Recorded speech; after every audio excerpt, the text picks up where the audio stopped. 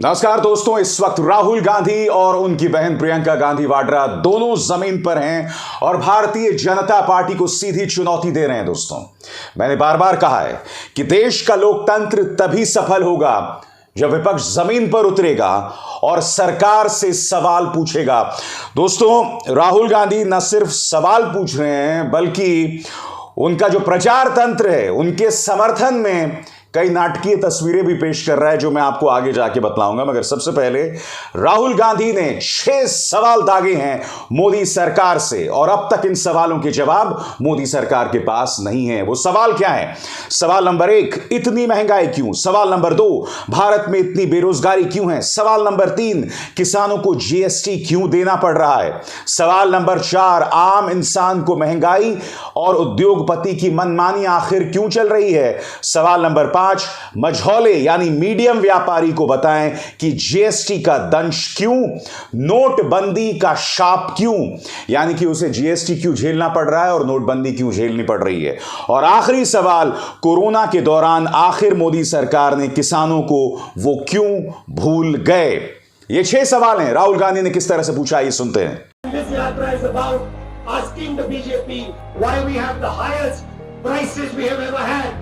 Why a gas cylinder that used to cost 400 rupees now costs 1,000 rupees?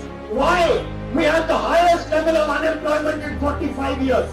Why for the first time in Indian history farmers are having to pay GST? Why the poor people of India are facing the price rise they're facing while the rich in India can do anything they want? And the BJP should explain to small and medium businesses why they did demonetization, why they have a flawed GST, and how they abandon our workers, our small and medium businesses and our farmers during COVID. दोस्तों, इस वक्त प्रियंका गांधी वाड्रा भी हिमाचल में हैं। उसकी तस्वीरें मैं आपको आगे जाके बतलाऊंगा। मगर मैंने कार्यक्रम में आपको बतलाया है कि कांग्रेस प्रचार तंत्र कहीं ना कहीं सीख गया है कि सिर्फ राजनीतिक संदेश देने से बात नहीं बनेगी, थोड़ा बहुत ड्रामा भी करना पड़ेगा, थोड़ा बहुत तस्वीरों के जरिए खेलना भी पड़ेगा। अब मैं आपको एक वीडियो दिखाता हूं। दोस्तों, राहुल गांधी, सिद्धरमैया और डीके शिव कुमार एक टंकी पर चढ़ते हैं और उस टंकी पर चढ़ के तिरंगा फहराते हैं। ऐसा लग रहा है शोले का सीन है। मैं चाहूंगा आप ये 30 सेकंड का वीडियो देखें, फिर मैं उसकी चर्चा करता हूं।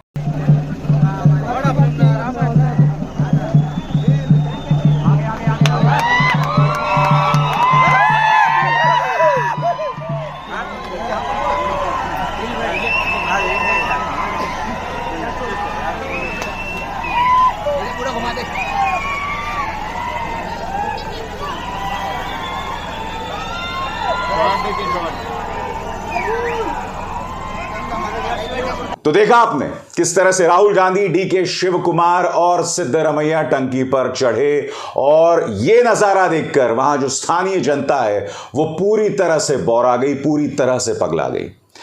सिर्फ यही तस्वीर नहीं है दोस्तों, ये वीडियो देखिए। यहां पर राहुल गांधी पुशअप्स लगा रहे हैं पार्टी के कुछ नेताओं के साथ। अब इसके जरिए पार्टी ये बतलाना चाह रही है कि देखिए साहब, राहुल गांधी का फिटनेस लेवल कितना जबरदस्त है। मगर यहां कांग्रेस ने गड़बड़ कर दी। पार्टी ये तो बतला रही कि राहुल गांधी का जबरदस्त फिटनेस लेवल है, राहुल गांधी तो पुशअप्स कर रहे हैं, मगर जो उनके साथ नेता हैं, शायद डीके शिव कुमार हैं, वो एक भी पुशअप बड़ी मुश्किल से कर पा रहे हैं।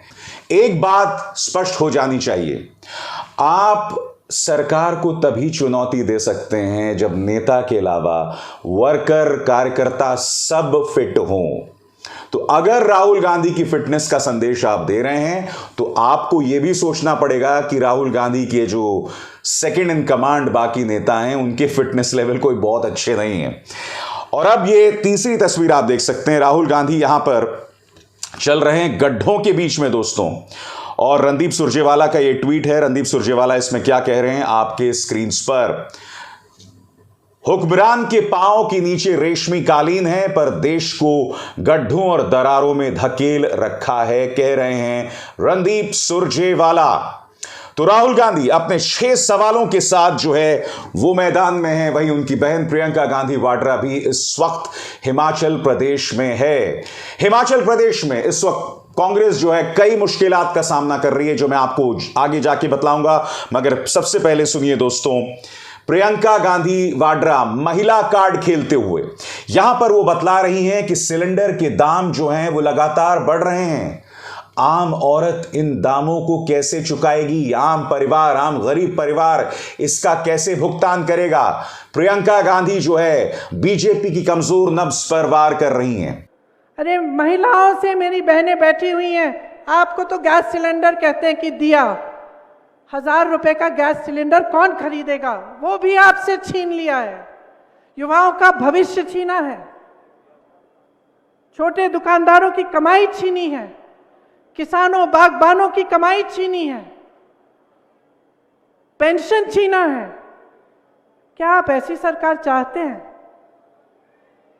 आप बताइए, क्या आप बदलाव चाहते हैं? चाहते हैं कि नहीं? जोर से बोलिए। चाहते हैं। जिस से मैं मिलती हूं वो कहते हैं मुझे हम बदलाव चाहते हैं, थक गए हैं हम। और बात यहां नहीं रुकती दोस्तों, प्रियंका गांधी वाड्रा ने यह भी कहा कि जहां उद्योगपतियों के लिए तमाम कानून आसान कर दिए गए हैं, वहां आम इंसान की जिंदगी बद से बदतर होती जा रही है। यानी कि जिस तरह से राहुल गांधी अक्सर उद्योगपति बनाम आम इंसान का कार्ड का इस्तेमाल करते हैं, जो आपने कार्यक्रम की शुरुआत में भी सुना, उसी कार्ड का इस्तेमाल प्रियंका गांधी वाड्रा भी अपने भाषण के इस हिस्से में कर रही हैं। सुनिए। आपके प्रदेश में तकरीबन 2 लाख कर्मचारी हैं। आज कहां है?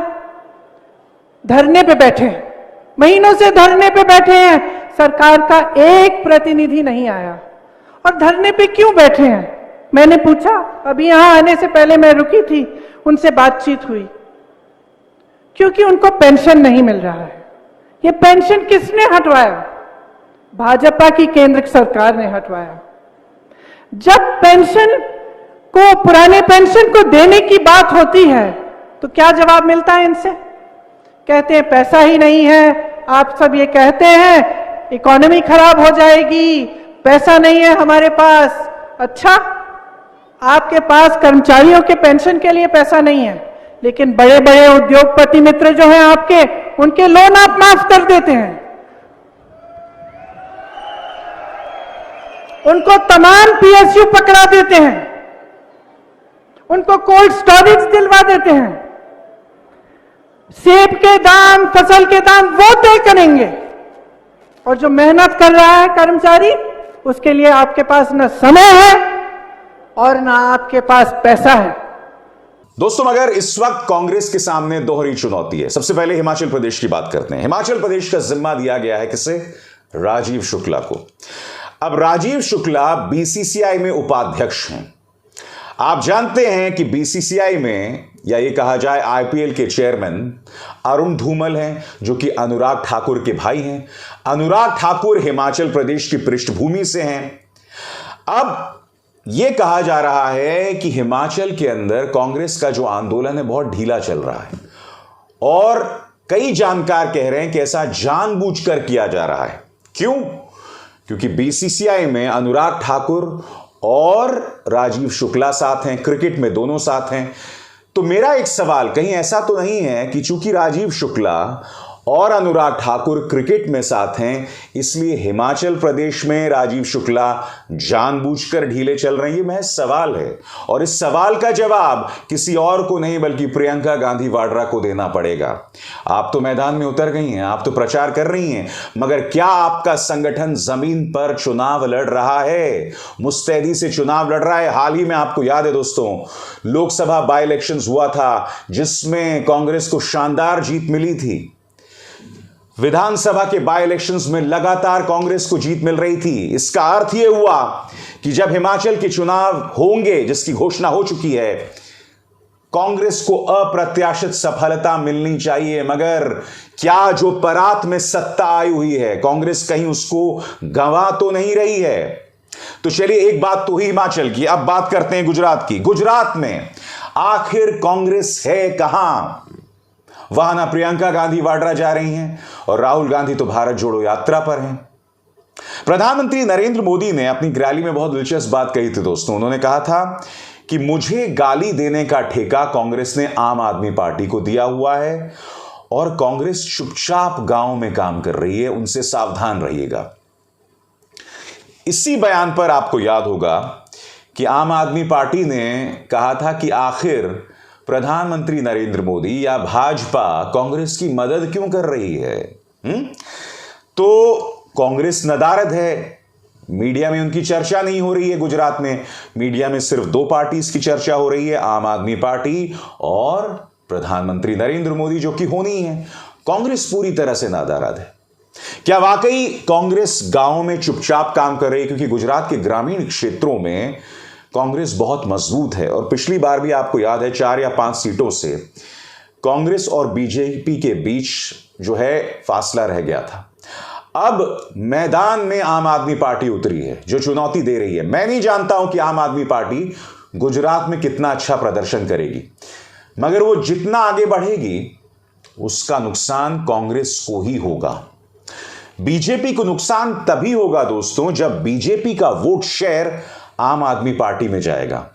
क्या ऐसा होगा? ऐसा इसलिए नहीं हो सकता दोस्तों क्योंकि आम आदमी पार्टी और कांग्रेस दोनों एंटी बीजेपी वोट के लिए लड़ रहे हैं, यानी कि भाजपा विरोधी वोट के लिए लड़ रहे हैं। इसलिए आम आदमी पार्टी बढ़ती है तो नुकसान कांग्रेस को होता है, कांग्रेस बढ़ती है तो आम आदमी पार्टी जो है शुरू होने से पहले ही खत्म हो जाती है। और ऊपर से कांग्रेस का दमखम इस वक्त गुजरात में नहीं दिखाई दे रहा है। राहुल गांधी ने कोई बड़ा रोड शो नहीं किया है, प्रधानमंत्री एक के बाद एक रोड शो कर रहे हैं। नेशनल गेम्स तक का इस्तेमाल उन्होंने गुजरात के चुनाव प्रचार के लिए कर दिया था, जो कितनी हास्यास्पद बात थी। मगर कांग्रेस कहा जाए गुजरात के अंदर खामोश बनी हुई है। यह ऐसा तो नहीं है कि जमीन में भीतर भीतर कुछ काम चल रहा है जिसकी चर्चा मीडिया में नहीं हो रही है। हमें इंतजार करना होगा। अभिसार शर्मा को दीजिए इजाजत। नमस्कार।